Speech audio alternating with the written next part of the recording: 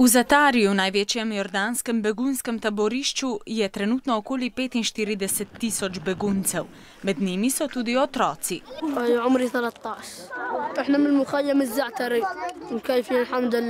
Bašar kot ostali begunci živi v plastičnem šotoru. Primanjkuje mu hrane in pitne vode.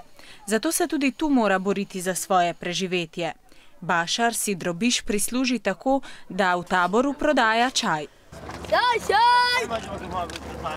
Življenje je slabo. Begunce ogrožajo peščeni viharji, gmota peska in prahu, vlaga, bojijo se hladnih noči, saj nimajo ogrevanja.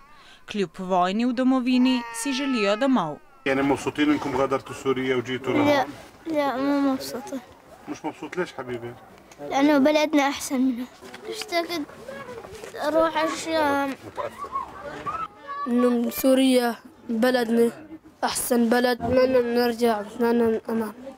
Do takrat pa bodo Bašarjevi družini in ostalim, ki so se pred vojno zatekli v Jordanijo, pomoč nudili domačini in humanitarne organizacije. Ti jim pomagajo s pripravljanjem drv, poslali pa so jim tudi topla oblačila.